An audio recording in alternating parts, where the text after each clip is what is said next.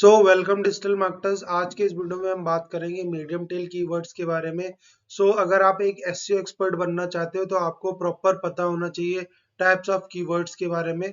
तो यहाँ पे हम जानेंगे मीडियम टेल कीवर्ड क्या होते हैं, pros of medium tail keyword क्या है और cons of medium tail keywords क्या है। तो पूरा वीडियो कंप्लीट लास्ट तक देखिएगा। और चैनल अगर आप पहली बार आ रहे हो तो चैनल को सब्सक्राइब करिए और सपोर्ट करिए। तो सबसे पहले हम जान लेते हैं मीडियम टेल कीवर्ड क्या होते हैं। तो medium tail keyword like short tail और लॉन्ग टेल कीवर्ड के बीच में पाए जाते हैं और जनरली इनकी जो लेंथ होती है वो 3 से 4 वर्ड की होती है। और जो इन पे कंपटीशन लेवल होता है वो भी मीडियम टाइप का होता है, मीडियम टू डिसेंट होता है। तो जनरली अगर बात की जाए मीडियम टेल कीवर्ड की तो ये मोर स्पेसिफिक होते हैं in comparison of short tail keyword और लेस स्पेसिफिक होते हैं in terms of long tail keyword. तो आप ये कंटेंट लिख सकते हैं। तो ये सर्टन ऑडियंस को तो टारगेट हैं बट सर्टन ऑडियंस को नहीं कर पाते हैं।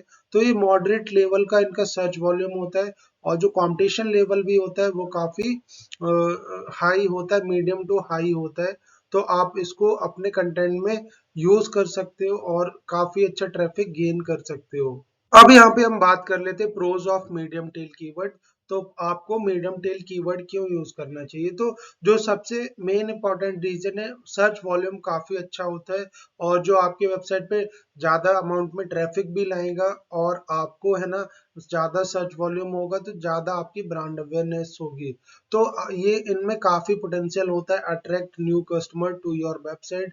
अब यहाँ पे हम बात करते हैं इन पे जो कंपटीशन होता है वो भी कम होता है in comparison of short tail keyword. तो आप अगर थोड़ा आपको एसईओ अच्छे से कर लोगे तो आपके चांसेस हैं कि आप मीडियम टेल कीवर्ड भी रैंक करा पाएंगे। तो आपको एक बहुत अच्छे से स्ट्रेटजी बनानी होगी और आपको उन कीवर्ड को सेलेक्ट करना है मीडियम टेल कीवर्ड में जिनकी यहाँ पे कंपटीशन कम हो।